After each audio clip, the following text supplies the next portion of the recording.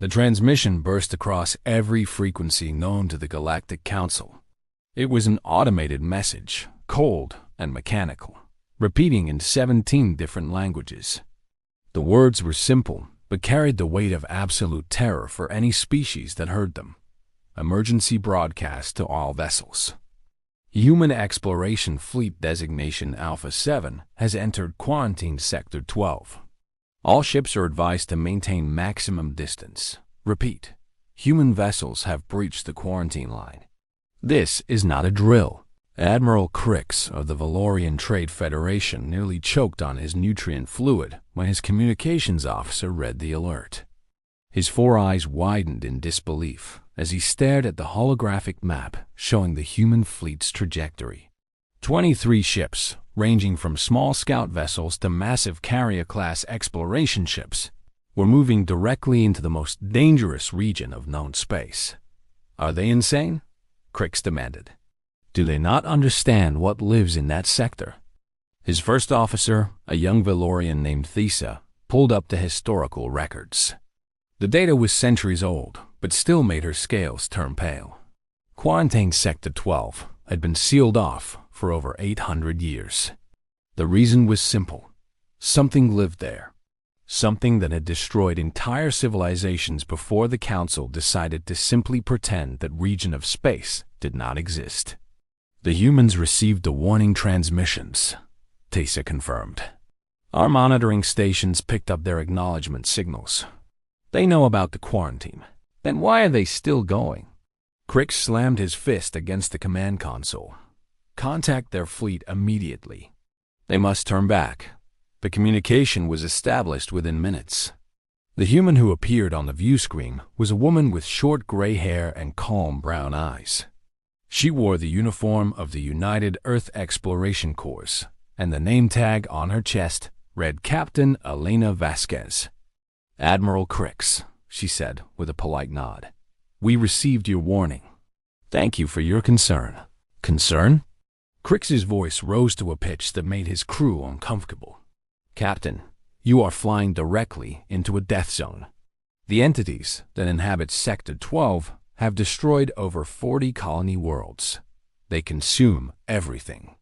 Organic matter, metal, energy. Nothing survives contact with them. Captain Vasquez listened patiently. When the Admiral finished, she simply smiled. We know, she said. That's why we're going. Crix felt his heart stop. He looked at his crew, hoping someone would tell him he had misheard. No one spoke. The human captain was still smiling on the view screen, waiting for his response. You know what awaits you, and you still proceed? Crix finally managed to say, Captain, I have served the Council for 60 years.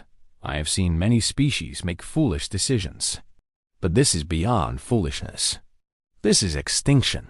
Admiral, humanity has been part of the galactic community for only 50 years, Vasquez replied. In that time, we have learned many things. We learned that every species has something they fear, something they run from, something they seal away and pretend does not exist. She leaned forward slightly, and her smile faded into something more serious. Humans don't do that, Admiral. When we find something dangerous, we don't run. We study it, we understand it, and then we either make peace with it or we defeat it. Those are the only 2 options we accept. The transmission ended. Crix stood frozen at his console, watching the human fleet continue its journey into the forbidden sector. Behind him, his crew whispered among themselves. Some thought the humans were brave. Others thought they were simply too young as a species to understand real danger. But everyone agreed on one thing. They would never see those ships again. News of the human fleet spread across the galaxy like wildfire. Every species had their own reaction. The Arthurans, who had lost 3 colony worlds to the entities centuries ago, held memorial services for the doomed humans. The Valorians closed their embassies on Earth, certain that humanity would soon cease to exist. The Calculation Collective ran their probability algorithms over and over, and each time the result was the same. 0% chance of survival. But the humans kept flying. The council held an emergency session 3 days later. Representatives from over 200 species gathered in the Great Assembly Hall, their voices overlapping in a chaotic chorus of fear and confusion. The human ambassador, a middle-aged man named David Chun, sat quietly in his designated seat, reviewing documents on his tablet. "The humans must be condemned for this recklessness," declared High Counselor Zeth of the Arthurian Empire. His insectoid body clicked with agitation as he addressed the assembly. "They have endangered us all. If the entities of Sector 12 are disturbed, they may spread beyond the quarantine zone. We have calculated the probability," added Representative Mora of the Calculation Collective. "There is a 62% chance that human actions will trigger an expansion event. The entities have been dormant for centuries. This intrusion may awaken them." Other representatives voiced their agreement. The Valorians demanded reparations. The Karathi called for immediate military action against Earth. Species that had never agreed on anything before suddenly found common ground in their anger toward humanity. Ambassador Chun raised his hand, requesting permission to speak. The assembly fell silent, curious to hear what excuse humanity would offer. "Honored representatives," Chun began, standing slowly, "I understand your concerns. The quarantine has protected galactic civilization for 800 years. However, I must point out that protection and solution are not the same thing." He tapped his tablet, and a holographic display appeared above the assembly floor. It showed the quarantine zone, a vast region of space marked in red. For 8 centuries, this threat has existed. It has not shrunk. It has not diminished. It has simply waited. Every generation, you civilizations tell the next generation to avoid this space. You pass the problem down like an inheritance of fear. Some representatives shifted uncomfortably in their seats. Others made sounds of offense. "Humanity does not accept inherited problems," Chun continued. "We solve them. Our exploration fleet is not on a suicide mission. They are on a research mission. They carry the most advanced scanning equipment ever developed. They have defensive systems your species have never seen. And most importantly, they have something you have forgotten how to use." "And what is that?" High Counselor Zeth demanded. "Curiosity," Chai answered. "The desire to understand rather than simply fear." The assembly erupted in argument. Some called for sanctions against Earth. Others demanded that the Council send warships to forcibly retrieve the human fleet. But before any resolution could be reached, a new transmission arrived. It came from inside Sector 12. The assembly fell into stunned silence as Captain Vasquez's face appeared on the main display. She looked tired but alive. Behind her, the bridge of her ship was intact and operational. Crew members moved about their duties as if nothing extraordinary was happening. "Council representatives," Vasquez said, "I am transmitting from the heart of Quarantine Sector 12. We have made contact with the entities you call the Devourers." The word sent a wave of terror through the assembly. Several representatives fled the chamber entirely. Others began praying to whatever gods their species believed in. A Valorian diplomat fainted and had to be carried out by medical staff. "Before you panic," Vasquez continued, "I should tell you what we discovered. The Devourers are not monsters. They are not mindless destroyers. They are a hive mind species that was at war with the original founders of your council, approximately 900 years ago." She paused, letting the information sink in. The war ended in a stalemate.